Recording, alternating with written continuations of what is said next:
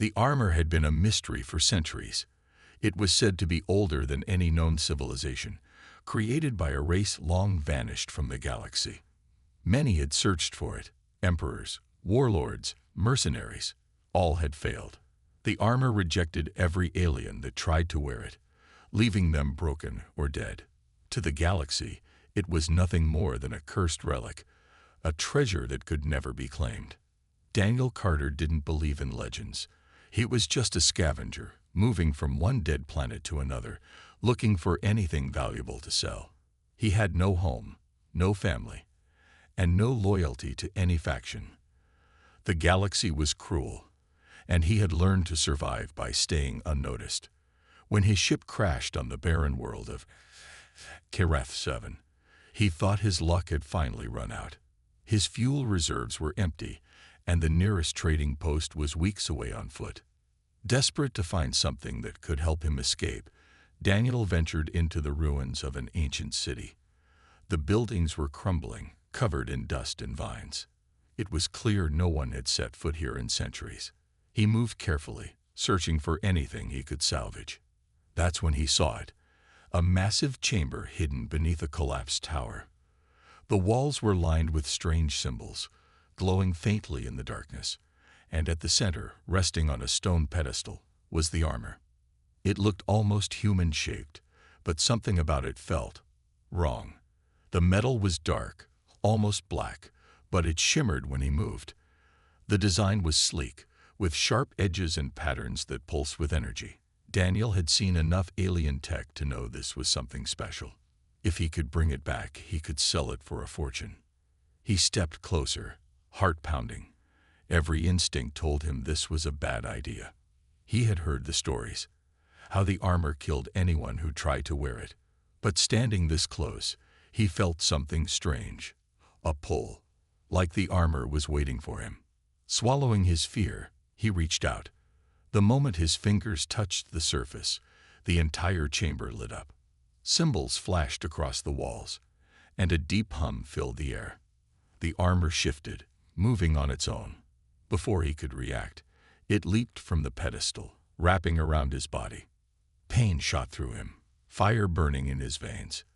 He screamed, falling to his knees. His vision blurred as the armor locked into place, its metal shifting to fit him perfectly. Then, suddenly, the pain was gone. Daniel gasped for breath, his body trembling. He looked down at his hands, covered in the strange, living metal.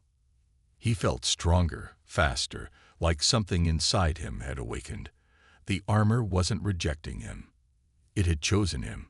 A deafening sound shattered the silence.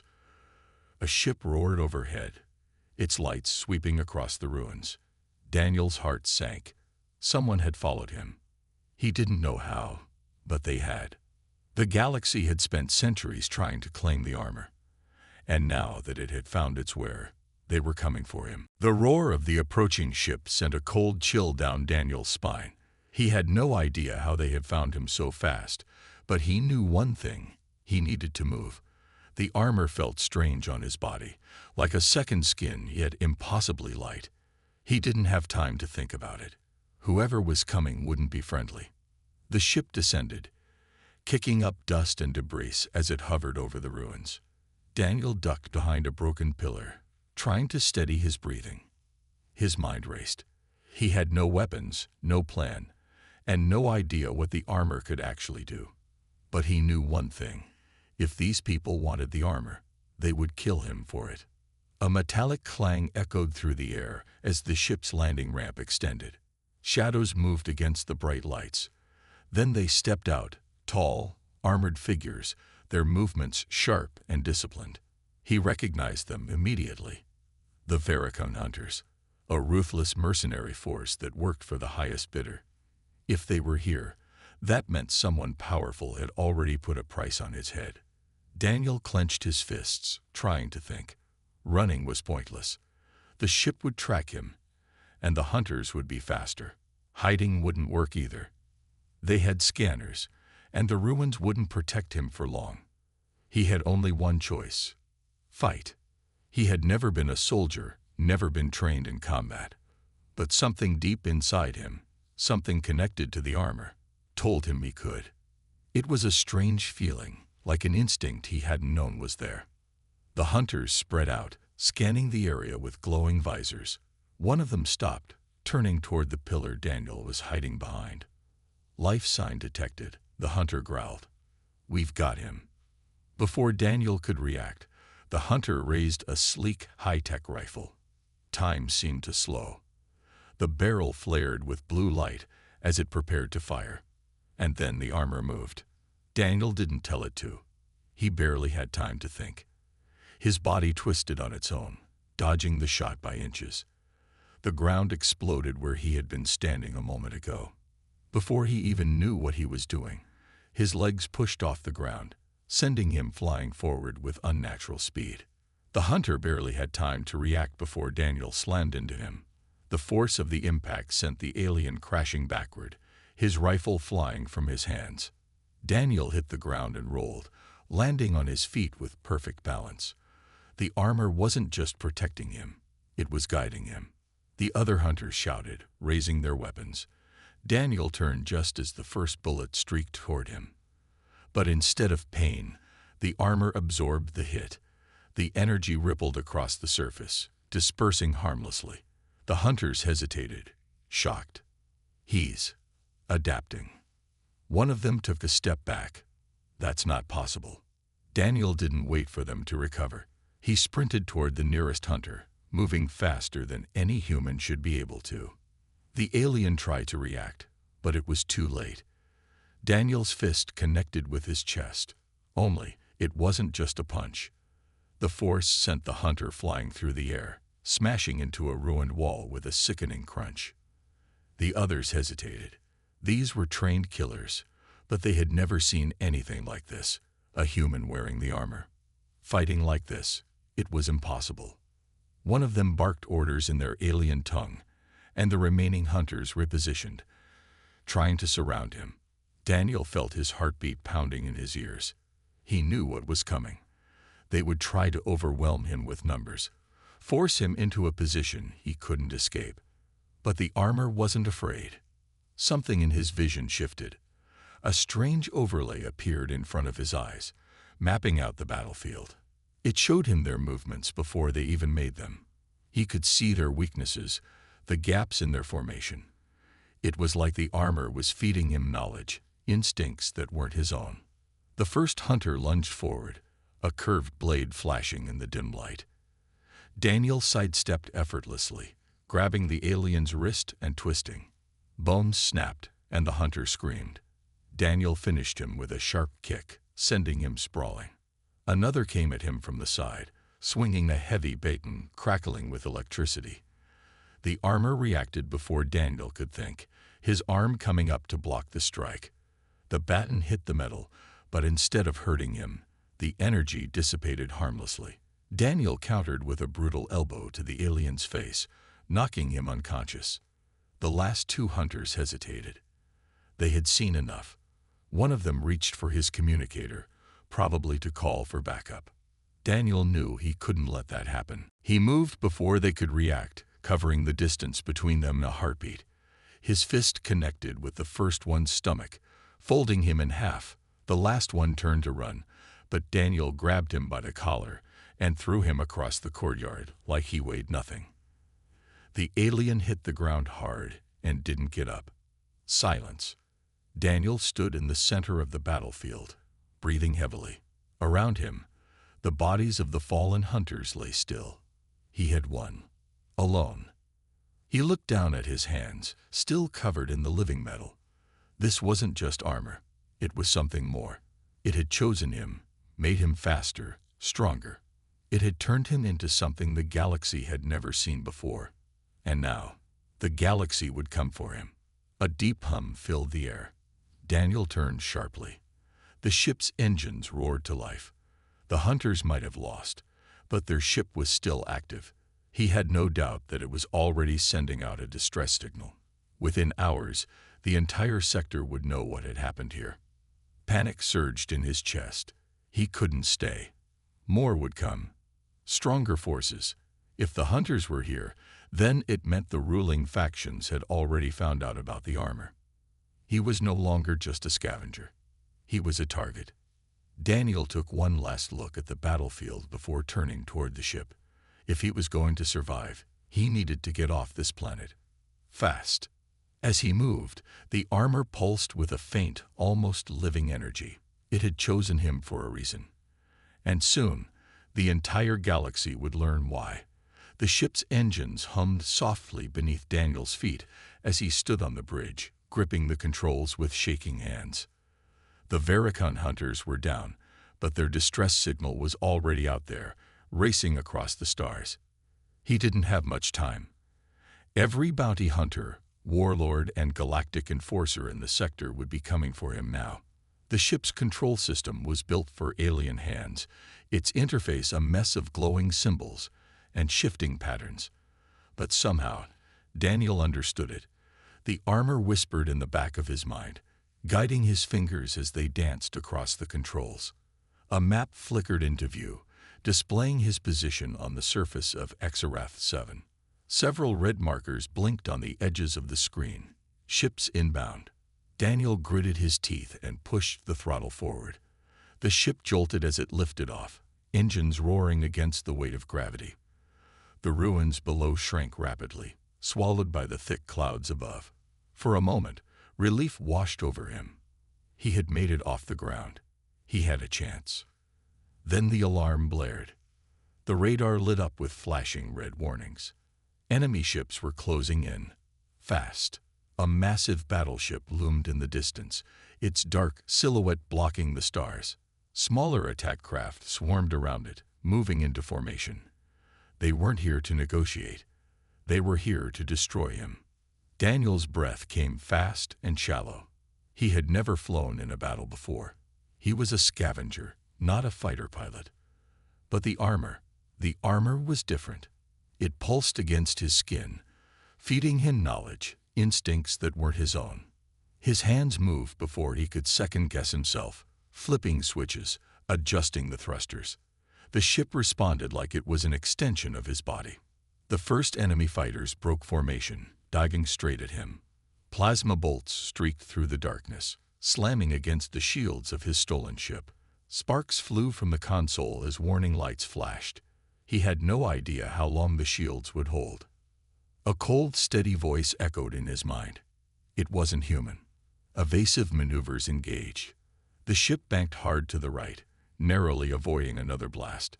Daniel gasped, gripping the controls as the G-force pressed him into his seat. He wasn't doing this. The armor was. More shots rained down, lighting up the void with explosions. His ship weaved through the chaos, dodging attacks with impossible precision. The enemy fighters adjusted, trying to box him in. Daniel's pulse pounded in his ears. He couldn't just run forever. He needed to fight back. His fingers flew across the weapons panel.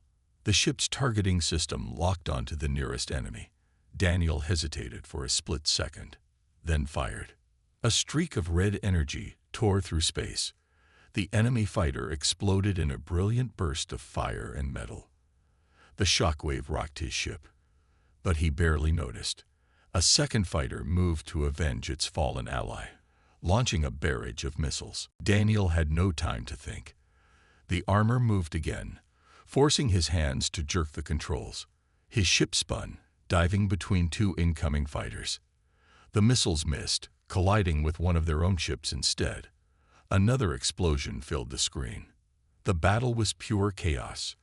Daniel barely knew what he was doing, but somehow he was surviving. The armor wasn't just guiding him, it was teaching him. He was flying like he had trained for years, maneuvering with the instincts of a veteran pilot. The battleship in the distance grew larger. It was moving closer, blocking his escape route. If he didn't do something soon, they would crush him. Warning: capital ship charging primary cannon. Daniel's stomach dropped. The battleship's main weapon hummed with deadly energy, a massive cannon glowing with blue light. If it fired, he wouldn't have a chance. A desperate idea formed in his mind. It was insane, but it was the only shot he had. He gritted his teeth and slammed the throttle to full power. The ship lurched forward, speeding straight toward the enemy battleship. The fighters behind him hesitated, caught off guard by the suicidal maneuver. Daniel didn't slow down. The battleship loomed ahead, its cannon reaching critical charge. The ship's targeting system screamed warnings at him.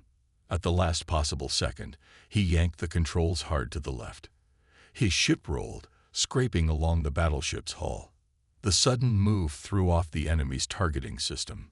The cannon fired, missing him by inches. The massive energy blast streaked into space, hitting one of their own fighters instead. The battleship's shields flickered from the strain. That was his opening. Daniel slammed the weapon controls again. A barrage of plasma fire erupted from his ship's cannons, hammering the weakened shields. The battleship groaned under the assault. Then, with one final shot, something critical ruptured. A massive explosion tore through the enemy's hull.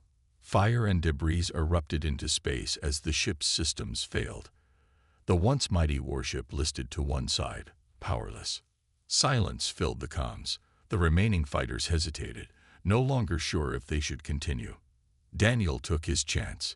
He punched the warp drive. The ship groaned as space twisted around him. The enemy fighters vanished into the distance, their signals fading from his radar. Within seconds, the star-filled void blurred, and then he was gone. The moment the ship stabilized, Daniel slumped back in his seat, his breath ragged. He had done it. He had escaped. But he knew this was only the beginning. The armor had chosen him. The galaxy wouldn't just let him go. More enemies would come. More battles would follow. He had something they wanted, something that could change everything. And he had a feeling that the armor had only just begun to show him what it could do. The ship drifted in the silence of deep space, the hum of its damaged engines the only sound in the cockpit. Daniel sat in the pilot's seat, his fingers still gripping the controls as if he were afraid to let go. His heart was still pounding, his body still tense from the battle. He had escaped, but barely. The armor pulsed against his skin, alive in a way that no technology should be. He had felt it guiding him, moving him, teaching him. It was as if the armor had memories, instincts that weren't his own. He should have been terrified, but instead, he felt something else, something dangerous. He felt powerful. Shaking off the thought, Daniel forced himself to focus. He needed a plan. The armor had put a target on his back. The Veracon hunters had been the first, but they wouldn't be the last. Someone, somewhere, had sent them after him, and now the entire galaxy would know what he had. He opened the ship's star map. The screen flickered, still damaged from the battle, but it was functional enough. He needed a safe harbor, somewhere to repair the ship and figure out his next move. He scrolled through the options. Most of the major stations were out of the question. Too many eyes, too many bounty hunters. Then he saw it. Draven's Hollow. A lawless, hidden outpost on the edge of civilized space. No government, no security, just smugglers, traders and criminals who minded their own business. If he could make it there, he could disappear, at least for a while. He locked in the coordinates and engaged the autopilot. The ship groaned, but the engines obeyed, pushing him toward his destination. For the first time in hours, Daniel allowed himself to breathe. He leaned back, staring at the ceiling. His mind raced with questions. Why had the armor chosen him? Why had it rejected every other species, but bonded with a human? And more importantly, what did it want? He looked down at his hands, still covered in the strange, living metal. He flexed his fingers, watching as the armor shifted with his movements. It felt like it belonged there, like it had always been a part of him. He had never felt stronger, never moved faster, never thought this clearly. But there was something else, something deeper, a whisper in the back of his mind, faint but persistent. You are not alone. Daniel stiffened. His eyes darted around the cockpit. The voice hadn't come from the ship's systems. It hadn't come from the comms. It had come from inside his own head. He swallowed hard. Who's there? Silence. Then, Just as he was about to shake it off as exhaustion, the whisper came again. "You are the first." Daniel's hands clenched. "The first what?" The armor didn't answer. A cold chill ran down his spine. He wasn't sure if he wanted to know the answer. Hours later, the ship dropped out of warp, and Draven's Hollow came into view. It wasn't much to look at. A cluster of mismatched space stations welded together, floating in the darkness like a patchwork fortress. The place was a haven for the desperate and the dangerous, a last refuge for those who had nowhere else to go. Daniel guided the ship toward one of the larger docking platforms. The landing was rough. The ship's stabilizers were still damaged, but he managed to bring it down in one piece. As the engines powered down, he took a deep breath. The moment he stepped off the ramp, he felt the eyes on him.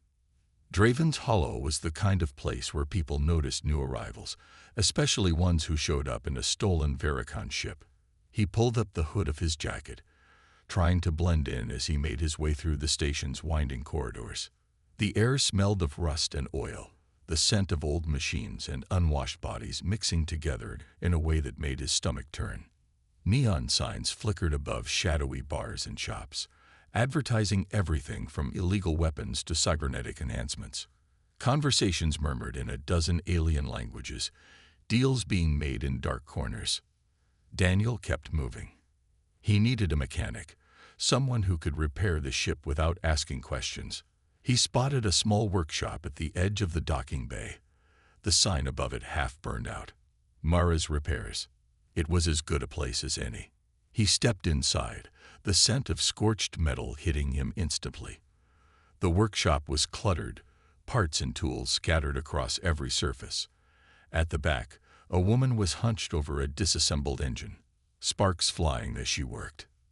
She glanced up at him, wiping sweat from her forehead. She was human, which was rare out here. Short, dark hair, grease-stained hands, sharp eyes that measured him instantly. "If you're here to rob me," she said, "you'll leave with fewer limbs than you came in with." Daniel held up his hands. "Just looking for repairs." She narrowed her eyes, glancing past him at the ship outside.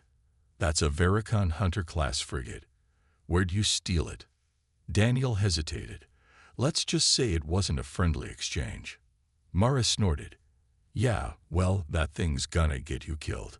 Half the bounty hunters in the sector are probably already looking for you." Daniel exhaled. "I know. That's why I need to get it fixed.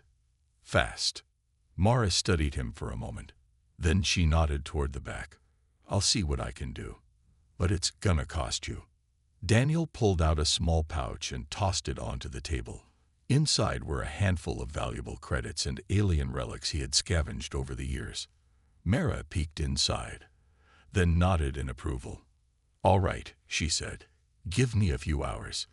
Daniel nodded and turned to leave, but before he could step outside, a low voice rumbled behind him. "You're being watched." He froze. Slowly, he turned back to Mara. "What?" She jerked her chin toward the window. "There's a guy out there. Been watching you since you landed. Big. Looks military." Daniel's stomach tightened. He resisted the urge to turn and look. "Friend of yours?" Mara scoffed. "I don't have friends, but if he's watching you, it means trouble." Daniel exhaled slowly. Of course. It had only been a few hours, and they had already found him.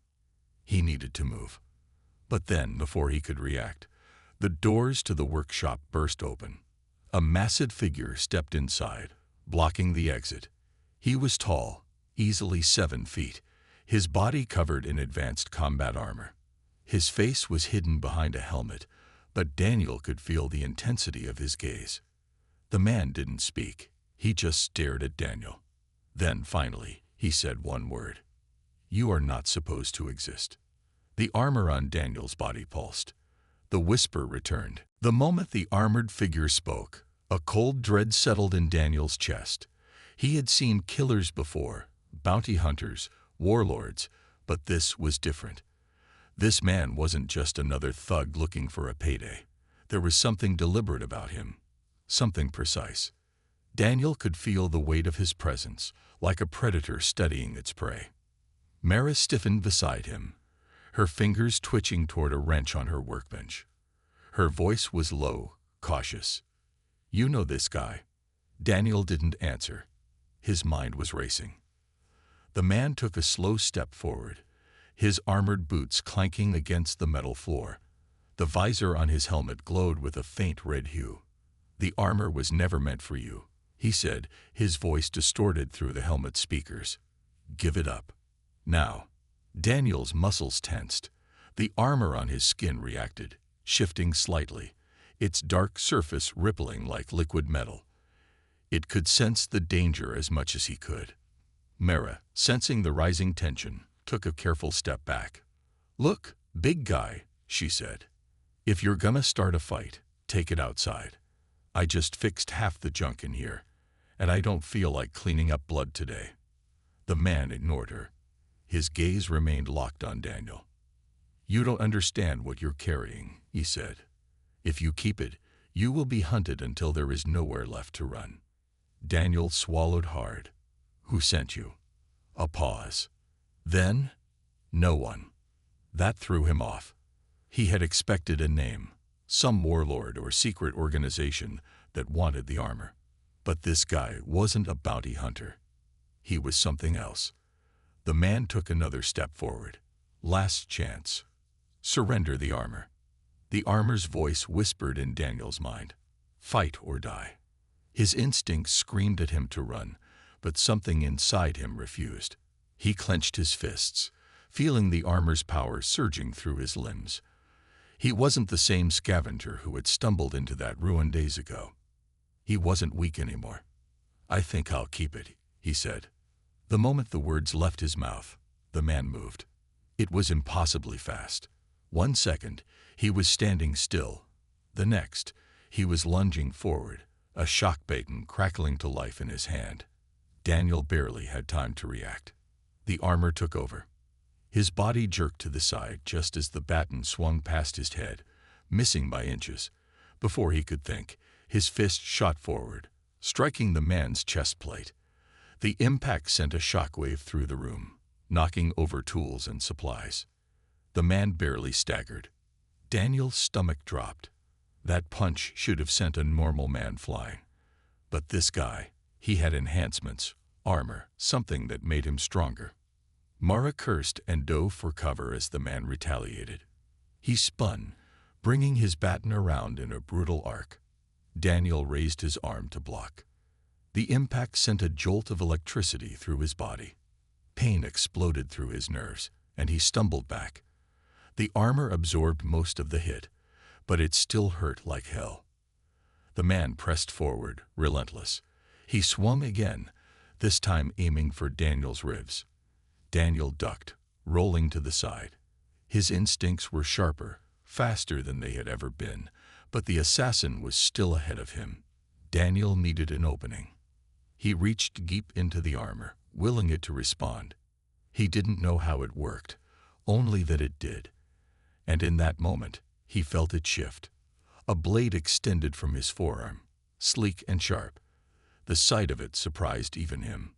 The assassin hesitated for half a second. That was all Daniel needed. He lunged. The blade slashed across the man's chest plate, sparks flying as metal met metal. The assassin grunted, stepping back. Daniel pressed forward, swinging again. But this time, the man caught his wrist. For a terrifying moment, they struggled, locked in place. The assassin's strength was unreal. Slowly, he forced Daniel's arm downward, the blade twisting away. Then suddenly, a loud crack echoed through the workshop. Mara had slammed a wrench into the back of the assassin's helmet. The man staggered forward, momentarily dazed. It wasn't much, but it was enough. Daniel twisted free and drove his knee into the man's stomach. The assassin grunted, stumbling back. He reached for something on his belt. A weapon, maybe, but Daniel didn't give him the chance. With every ounce of strength he had, he slammed his fist into the man's helmet. The force sent the assassin crashing into a pile of scrap. Metal and wires tumbled around him as he hit the ground hard. For a moment, silence filled the room. Daniel panted, his chest heaving. The blade retracted into his arm. Mara stared at him. "Holy shit," she muttered. "Remind me never to piss you off." Daniel didn't respond. His gaze was locked on the unmoving form of the assassin. Then, slowly, the man stirred. Daniel tensed. He expected him to attack again. But instead, the assassin simply sat up. He turned his head toward Daniel. His visor cracked, exposing a glimpse of his face, a scared jaw, cold, calculating eyes. And then, to Daniel's horror, the man smiled. "You're stronger than I thought," he said, his voice eerily calm. "That will make this interesting." Daniel's blood ran cold. The assassin tapped something on his wrist. A small beep echoed through the workshop. Then, without another word, he vanished. 1 second, he was there. The next, he was gone. A flicker of light, a shimmer in the air, and he disappeared completely. Daniel's pulse pounded in his ears, a cloaking device. Mara swore under her breath. "Well, that's not good." Daniel exhaled, forcing himself to stay calm. "We need to get off this station." Mara shot him a skeptical look. "We? You just hit an assassin in the head with a wrench," Daniel said. "Pretty sure that means you're involved now." Mara groaned. "Fine. But if we're leaving, we better do it now." Daniel nodded. He turned back toward the ship, but as he did, he couldn't shake the feeling that the assassin was still watching. Still waiting. The fight was over. But the hunt had only just begun. The ship tore through space at near-light speed, the stars stretching into long lines outside the cockpit. Daniel's grip tightened on the controls, his heart hammering in his chest. They weren't just running anymore. They were being hunted. Mara sat beside him, her fingers flying across the ship's console. "Engines are running hot," she muttered. "We keep this up, we'll burn out before we even make it to the next system." "We don't have a choice," Daniel said. Behind them, an entire fleet was in pursuit. The assassin had vanished after their fight on Draven's Hollow, but he hadn't given up. Within hours, bounty postings had flooded the network. Daniel's face was everywhere. Every mercenary, pirate, and warlord in the sector now knew there was something valuable about him. Something worth killing for. The worst part, the assassin wasn't just some rogue agent. He was part of something bigger, something that had been watching for a long time. And now, they were coming. The ship shuddered as an alarm blared. Mara cursed. "We've got incoming. 5 ships just dropped out of warp behind us." Daniel glanced at the scanners. The ships were sleek, black, and fast. No markings, no insignia. "They're not bounty hunters," he muttered. "These guys are professionals." Mara's expression darkened. "You think it's him?" Daniel didn't have to answer. He knew. The assassin hadn't failed. He had been testing him. And now that he knew what the armor could do, he had called in reinforcements. Mara's fingers danced across the console. "I can try to lose them in the asteroid field ahead, but it's gonna be tight." Daniel clenched his jaw. "Do it." The ship veered sharply, diving toward the rocky expanse ahead. Massive asteroids drifted through the void, some spinning lazily, others colliding in violent bursts of debris. It was a death trap, but it was their only chance. Behind them, the enemy ships closed in. Laser fire erupted, streaking past their hull. The ship rocked as a blast grazed their left wing, sending sparks through the cockpit. "Shields at 20%, Mara shouted. Daniel gritted his teeth. He could feel the armor pulsing, reacting to the danger. It wanted to fight. It wanted to win. Not yet, he thought. Not yet. He twisted the controls, weaving the ship between the asteroids. Chunks of rock the size of cities drifted past, their surfaces scarred from centuries of collisions. Mara gripped the edges of her seat, cursing under her breath as they barely squeezed through a narrow gap. But the enemy pilots were just as skilled. They followed without hesitation, matching every move. Daniel's pulse pounded. They're not going to stop. Mara glanced at him. Then what do we do? Daniel exhaled slowly. The armor whispered to him, offering solutions, calculations, predictions, possibilities. And then he knew. Hold on, he said. Before Mara could question him, he yanked the controls hard. The ship stalled, flipping backward in a stomach-churning maneuver. The pursuing ships shot past them, their pilots caught off guard. That was all Daniel needed. He reached deep into the armor, letting it connect. The ship's systems flickered, and then something impossible happened. The armor merged with the ship. The controls became an extension of his own body. He could feel the engines humming, the weapons primed, the targeting systems locking on. It was like the ship was alive. Before the enemy pilots could react, Daniel fired. Twin blasts of plasma erupted from the ship's cannons, striking the closest pursuer. The enemy ship exploded in a bright, fiery burst. The others tried to break formation, but Daniel was faster. He twisted the ship into an impossible dive, firing as he went. Another ship went up in flames. The remaining 3 scattered, their pilots finally realizing they weren't just chasing a man in a stolen suit. They were chasing something more. Mara's eyes widened. What the hell just happened? Daniel didn't answer. He could feel the armor reaching out, its presence growing stronger. It wasn't just protecting him. It was adapting. And for the first time, he realized what that meant. The armor didn't just choose him. It was evolving with him. The last enemy ship spun away, retreating toward the darkness. The battle was over. For now. Daniel exhaled, his muscles aching from the tension. The armor slowly receded, disconnecting from the ship's systems. His hand shook as he released the controls. Mara just stared at him. That wasn't normal. No, Daniel said quietly.